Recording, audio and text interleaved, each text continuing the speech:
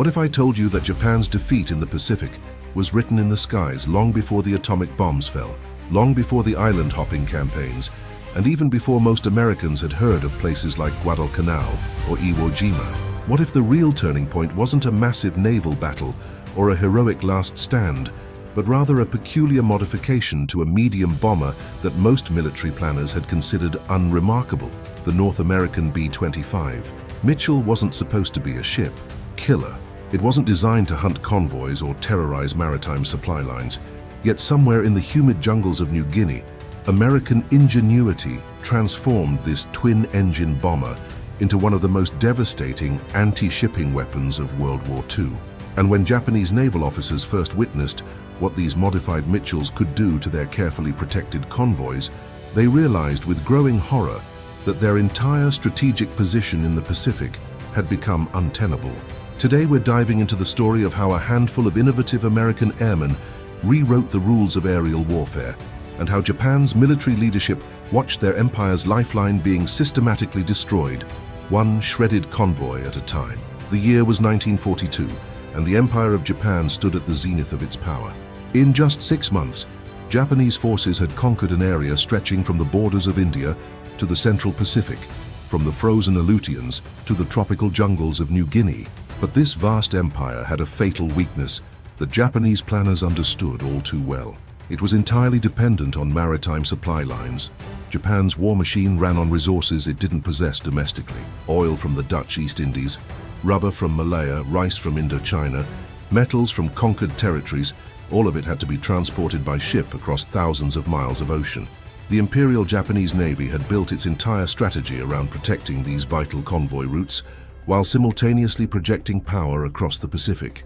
Their destroyers, cruisers, and fighter aircraft were deployed in elaborate screens to shield merchant vessels from American submarines and surface raiders. What they hadn't adequately prepared for was an attack from above that would come in fast, low, and utterly devastating. The B-25 Mitchell, named after the prophetic air power advocate General Billy Mitchell, had entered service with the U.S. Army Air Forces in 1941. It was a solid, reliable medium bomber with a respectable range and bomb load. It had already earned fame as the aircraft that carried out the Doolittle raid on Tokyo in April 1942, a propaganda coup that boosted American morale and rattled Japanese confidence. But as a weapons system, the early B-25s were considered adequate rather than exceptional. They bombed from medium altitude, suffered from enemy fighter interception, and showed modest effectiveness against naval targets. That assessment was about to change dramatically, thanks to the initiative of men who refused to accept conventional wisdom. The transformation of the B-25 into a convoy-killing monster began not in some Pentagon planning room or aircraft factory, but in the improvised workshops and airfields of the Southwest Pacific Theater. Major Paul "Pappy" Gunn, a former Navy pilot and Philippine Airlines executive, became the unlikely architect of this revolution in aerial warfare. Gunn had personal reasons for his hatred of the Japanese war machine. When the Philippines fell in 1942, his wife and children were trapped in Manila, and he spent agonizing months not knowing their fate.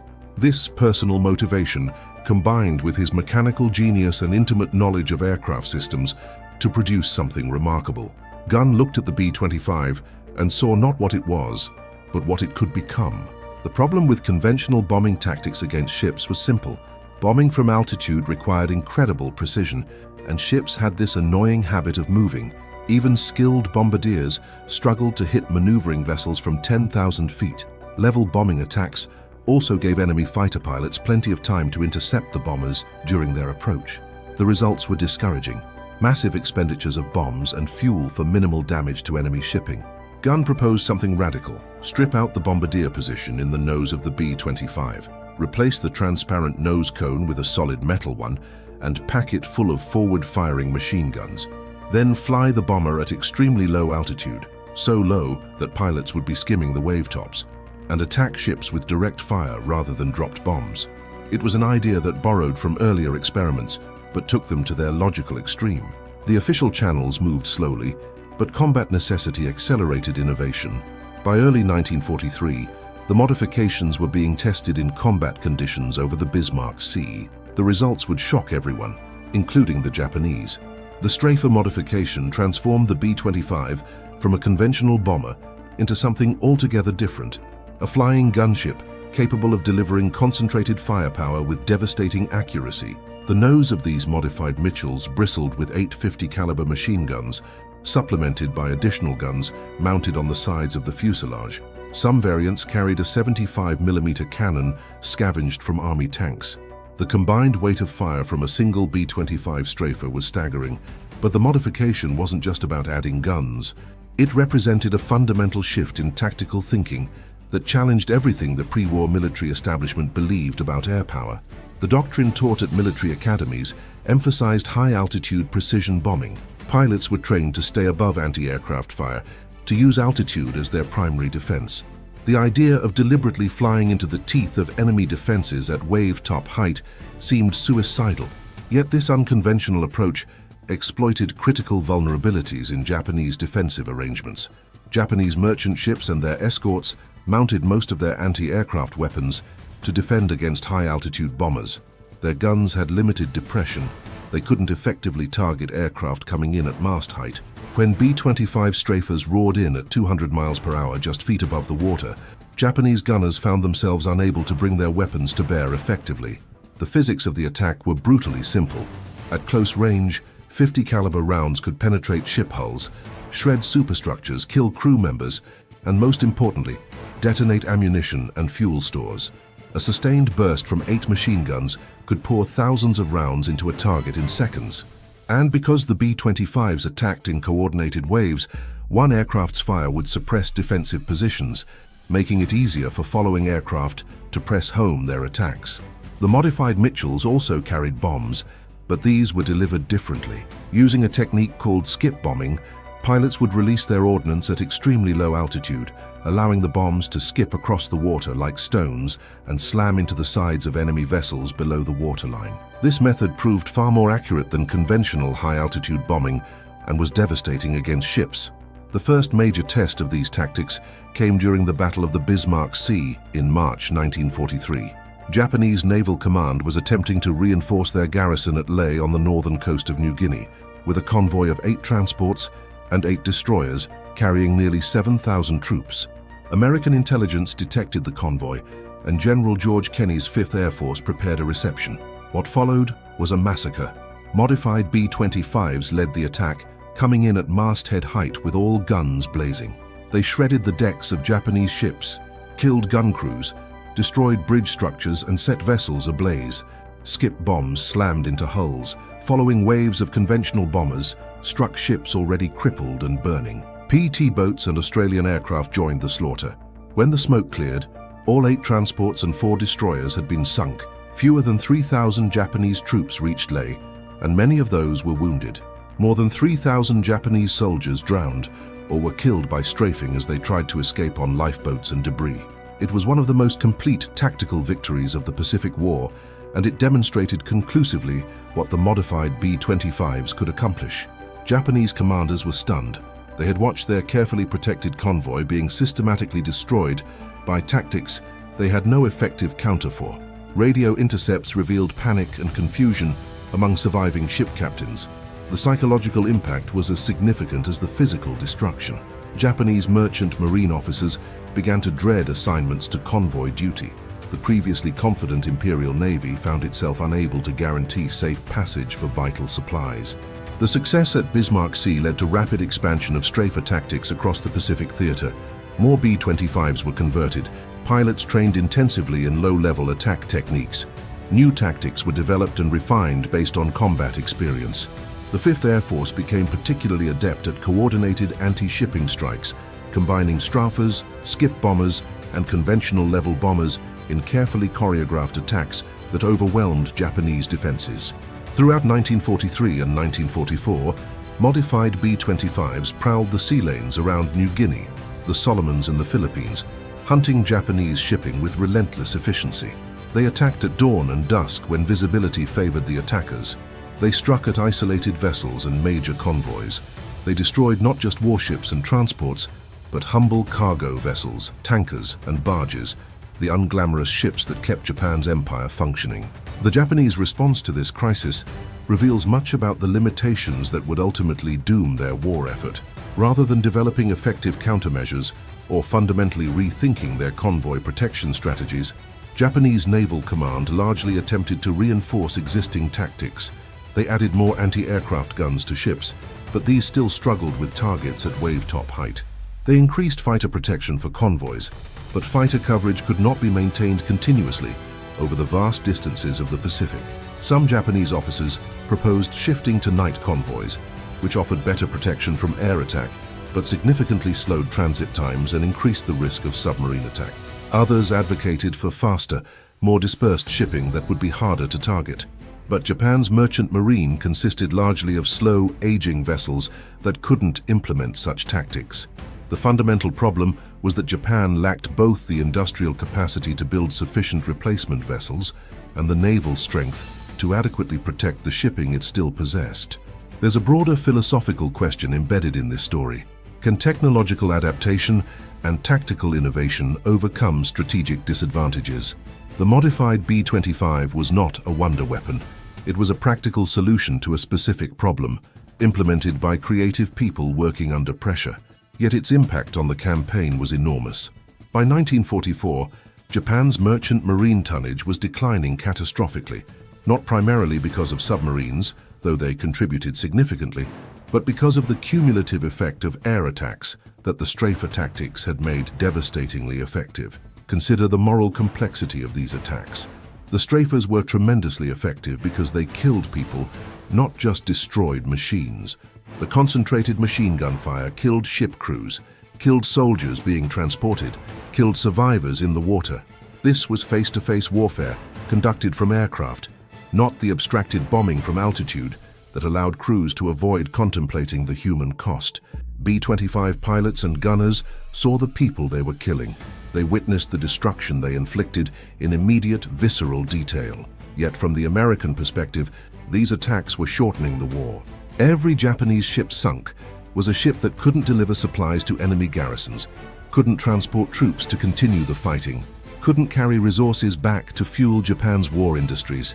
The strafer attacks were brutal precisely because they were effective, and they were morally defensible because they targeted legitimate military assets in a war Japan had initiated with its attack on Pearl Harbor. There's also something quintessentially American about the B-25 strafer story.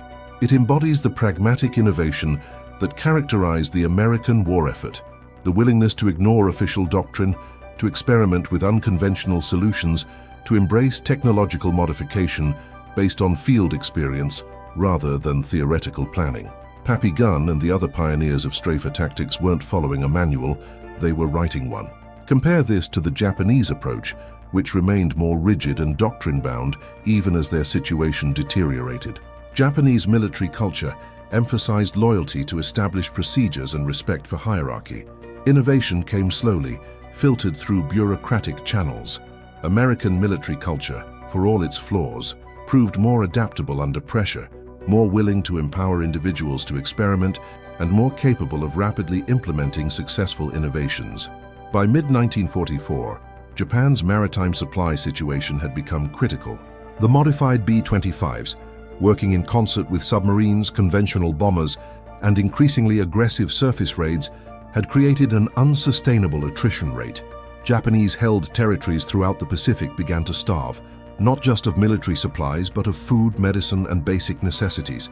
Garrisons that might have fought effectively found themselves weakened by malnutrition and disease before American ground forces even landed. The strategic impact extended beyond mere tonnage sunk. Japan's economy depended on those sea lanes. Oil refineries in the home islands ran short of crude from the East Indies. Factories slowed production for lack of raw materials. The entire imperial system began to contract, as the maritime circulatory system that sustained it hemorrhaged from 1,000 cuts. So when did Japan truly realize that the B-25 could shred convoys? And what did that realization mean? The answer is that Japanese commanders understood the tactical threat immediately after Bismarck Sea, but they fundamentally underestimated its strategic implications until it was far too late to matter. They saw the modified Mitchells as a dangerous new weapon system requiring adaptation, not as a harbinger of maritime strangulation, that would ultimately collapse their empire's logistical foundation. By the time Japanese leadership fully grasped that their critical sea lanes were indefensible against determined air attack, the industrial and naval resources needed to adequately protect those lanes had already been depleted. This is the nature of warfare's tipping points. They often appear modest in the moment, a technical modification here, a tactical innovation there, but they cascade through the complex system of warfare in ways that can't be immediately calculated. The B-25 strafer didn't win the Pacific War alone. No single weapon system did, but it was instrumental in creating the conditions that made Japanese defeat inevitable. Consider what those Japanese convoy captains felt as they watched modified Mitchells bearing down on their ships at wave-top height, guns blazing, knowing their own weapons couldn't depress low enough to effectively return fire. Consider the growing sense of helplessness among Japanese naval planners as ship losses mounted and replacement capacity dwindled. Consider the strategic paralysis that set in as Japan's leaders recognized that every convoy they dispatched was running a gauntlet they couldn't adequately defend. The story of the B-25 strafer is ultimately a story about innovation under pressure, about the willingness to challenge conventional wisdom, and about the cumulative effect of seemingly modest advantages exploited with relentless consistency. It's about mechanics and pilots in the Southwest Pacific who refused to accept that the tools they had were inadequate, who instead reimagined what those tools could become. And it's a reminder that wars are decided not just in the dramatic moments we remember, the great battles, the heroic last stands, the iconic photographs, but in the grinding accumulation of tactical advantages that slowly, inexorably shift the balance of power. The Japanese realized what the B-25 could do to their convoys in March 1943, but by then, the clock was already ticking toward an outcome they could no longer prevent. The modified Mitchell bombers kept hunting through 1945, right up until Japan's surrender. They had become such effective ship killers that Japanese vessels avoided sailing during daylight hours whenever possible. The hunters had become so feared that the prey changed their behavior entirely, the ultimate validation of an innovation's effectiveness. When we think about American heroes in World War II, we typically think of infantrymen storming beaches, fighter pilots in dogfights, or bomber crews over Germany. But perhaps we should also remember the mechanics who packed machine guns into bomber noses, the pilots who flew at wave-top height into walls of anti-aircraft fire, and the innovators who saw problems and invented solutions rather than waiting for someone else to tell them what to do. Because in the end, that's what won the Pacific War. Not just courage and industrial might, though both were essential, but the creative refusal to accept that the war had to be fought the way the textbooks said it should be fought. Japan realized the B-25 could shred convoys, but by the time they truly understood what that meant, the Pacific was already lost.